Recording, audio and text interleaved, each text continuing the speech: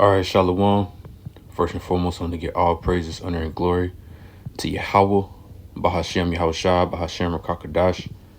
Double honors to the apostles and elders at Great Millstone, and peace and blessings to the hopeful elect.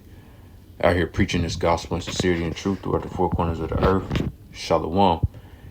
And I have this article right here that I'm going to go into, and it says, why is Bill Gates breeding millions of mosquitoes? And I have yet to find an article that actually pinpoints why Bill Gates, and these scientists are creating these mutated mosquitoes for whatever reason. But I'm sure that they have a certain agenda that they're trying to accomplish with these mosquitoes, And like I said, I have yet to find an article that, pinpoints exactly what they're using these mosquitoes for. But these are genetically modified mosquitoes. Basically they are not created in nature. They are created in laboratories. And for whatever reason, Bill Gates is funding this project. And like I said, for whatever reason they're using it for, it's not going to be anything good. Nothing good is going to come from this, which we know that these devils, have a lot of things planned for the near future that are going to be very chaotic, man. And a lot of these things that they're doing are very sinister, and wicked and evil. But this is Esau, Edom, the so-called white man we're talking about, so we can expect that from him. But it says, why is Bill Gates breeding millions of mosquitoes? And it says, Bill Gates wants to transform Earth into the kind of hellscape that belongs in Dante. For example, his fixation with mass breeding mosquitoes poses with a scheming mind that surely can't be benevolent. And it says, Wall Street Silver recently connected a supposed looming mosquito-borne demi to Gates' over enthusiastic farming of mosquitoes.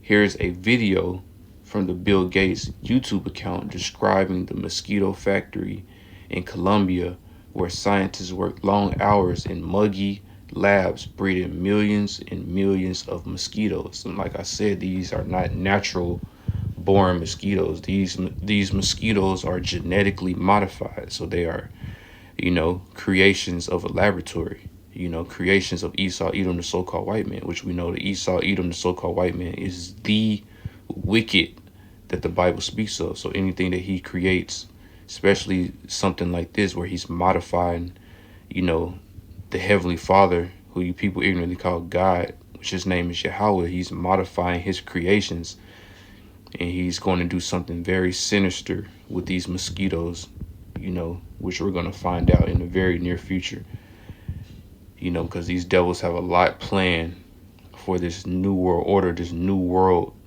that they're trying to accomplish. And I think, me personally, I think that they're going to use, these different types of, diseases and things like that to scare people into this new world order, so we're going to see what happens. But that's just me and my personal opinion. But it says, Gates claims the project aims to outsmart the world's deadliest animal. And it says, throughout a slick, flawless 3-part blog post, Gates and his team makes the case for his world mosquito program. And it says, the objective, they tend to the insects' every need as they grow from larvae to pupae to adults, keeping the temperature just right and feeding them generous helpings of fish meal, sugar, and of course blood. And it says, then they release them across the country to breed with wild mosquitoes that can carry not sure what that word is, and other viruses which threaten to sicken and kill the Colombian population. So they create these genetically modified, abominations in these laboratories, and they release them, to breed with actual natural born mosquitoes. They release these genetically modified mosquitoes into the wild to mingle with actual natural born mosquitoes, so that they can carry viruses and things like that to kill the Colombian population, is what it says. And like I said, this is going to be one of the reasons, me personally, that I think this is going to be one of the ways that they're going to, cause, because the scriptures talk about, what does it say, Salakia? It talks about news, talks about all of these diseases and viruses and things like that are going to happen in the end times. What exactly does it say? So like, I can't think of it right now, but it talks about all of these things are going to happen before Yahweh Shah returns, who you people ignorantly call Jesus Christ. All of these things are going to take place, and Esau, Edom, the so-called white man, he's like the head of all of these things, all of these plagues that the Heavenly Father is going to release. He's going to use Esau, Edom, the so-called white man, to bring a lot of these plagues on the earth. Because Esau, we can't forget Esau, Edom, he's the one that's trying to establish this new world order. The elites of his nation. The very top 1% of these so-called white people, they are the ones that are really gunning for this new world order, because they want complete control over the nations, over the world.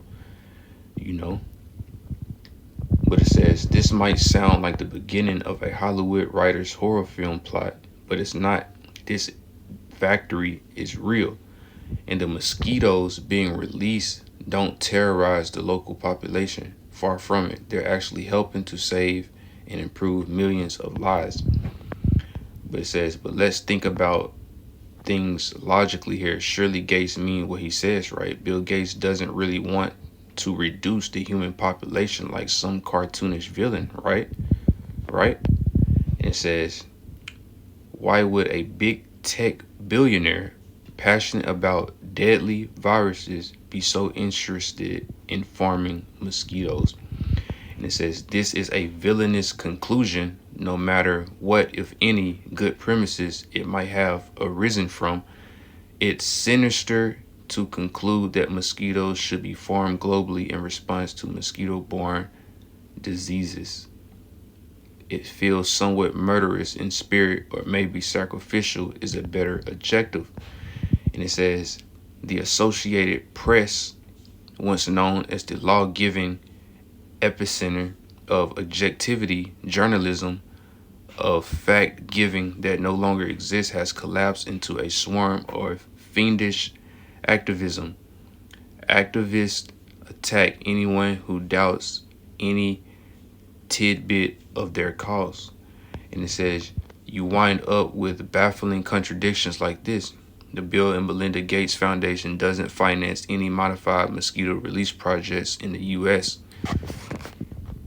And it says, and experts say the types of mosquitoes that are used for that initiative in Florida are not capable of transmitting malaria, which reads a bit like, these mosquito farms don't exist, you bigot.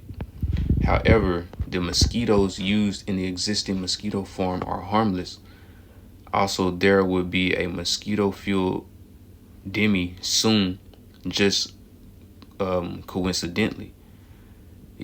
So they're saying that, what I was saying, that me personally, I think that this is going to be part of the new demi that they're going to use to, scare people into this new world order, because they want to create chaos. They want to create new restrictions, like the last demi did, created new restrictions and things like that. So this new one, however it's going to take place, but, we can only assume that this will be one of the ways that they're going to use to create the new demi, so that they can create more restrictions and take more freedoms away from the people, But it says, the man founded in initiative called the World Mosquito Program, there's a reason figures like Gates, George Soros, and Klaus Schwab are widely considered nasty. They fund ghastly initiatives in the name of progress. All they're missing is a literal banner of the inferno to follow them around everywhere. You see? So a lot of people are on these people case, man. You know, these WEF leaders, World Economic Forum leaders, which Bill Gates and, you know, all of these other people like Klaus Schwab are a part of that, which they're really just the face of the changes of the new world, when really the ones that's actually pushing for this are behind the scenes. You know, you got the Rothschilds, Rockefellers, just these, you know, these super rich Edomites, so-called white people that sit at the top of the pyramid. They are the ones that are in control, but they have to have a face, you know, representation of them, you know, to push on the people, you know, which is, that would be like Klaus Schwab, you know, which he's the founder of the World Economic Forum. But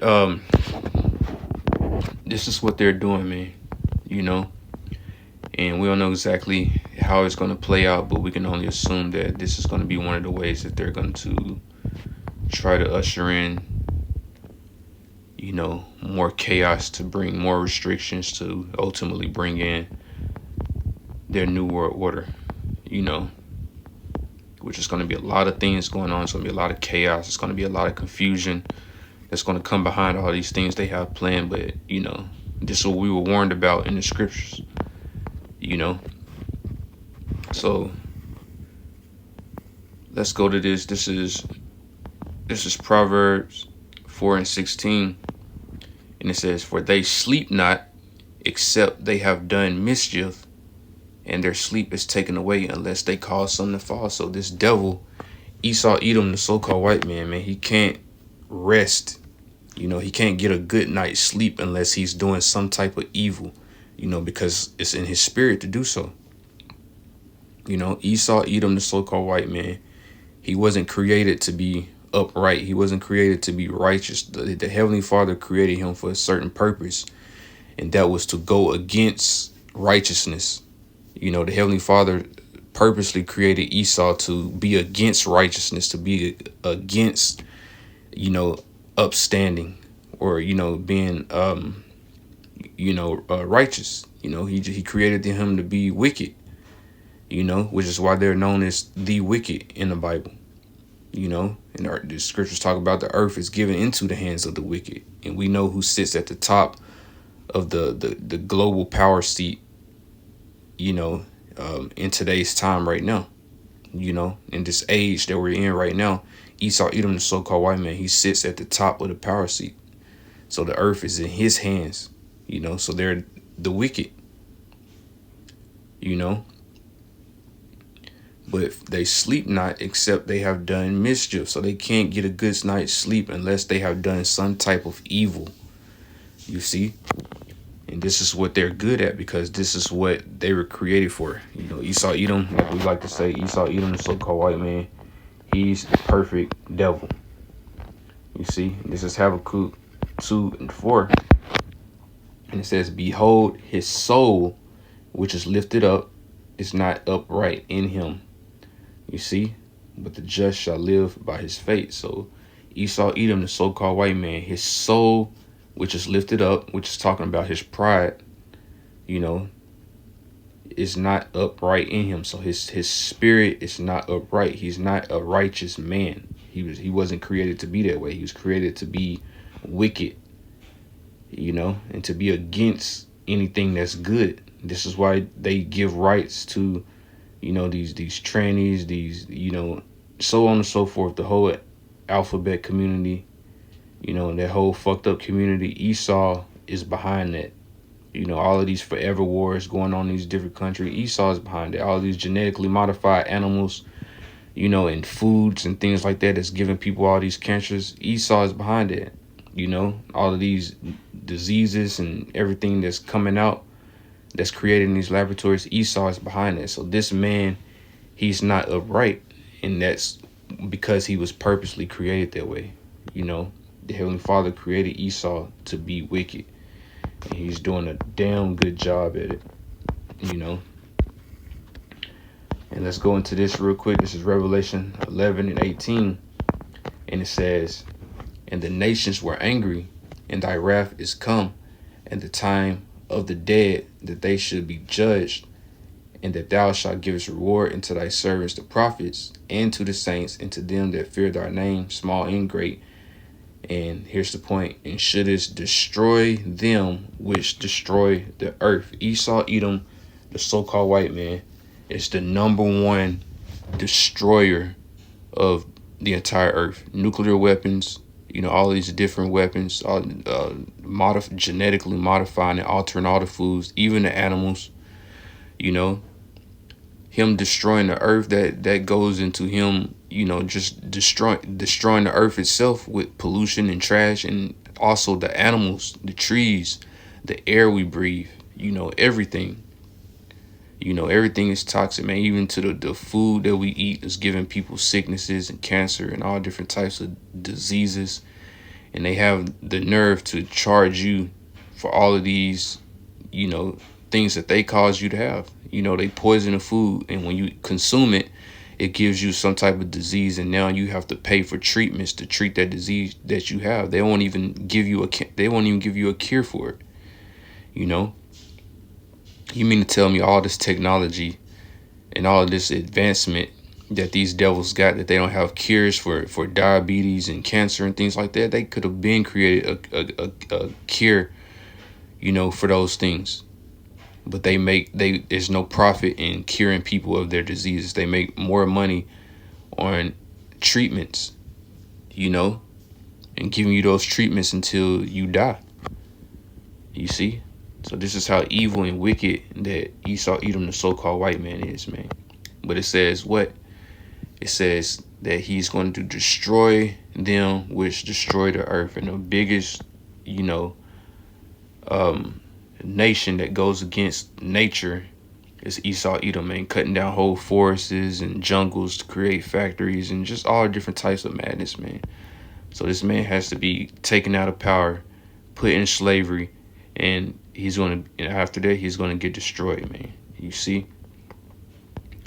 And that's because the new world that's going to be when Yahushua returns is going to be a righteous world. It's going to be a righteous kingdom. So there's not going to be a need for a nation of wicked people, So they're going to be destroyed after serving their time under the Israelites, So Esau got a lot coming for him, man. So, the Heavenly Father just let him do all the wicked and evil things that he wants to do, until his time be fulfilled to be, put in subjection under the Israelites, So it's going to be a lot more things that he's going to do that's going to be worse than this. So, we'll see what the future holds. But with that, I'm going to go ahead and give all praises, honor, and glory to Yahweh, Bahashem, Yahushua, Bahashem, Rakakadash. Double honors to the apostles and elders at Great Millstone, and peace and blessings to the hopeful elect. Shalom.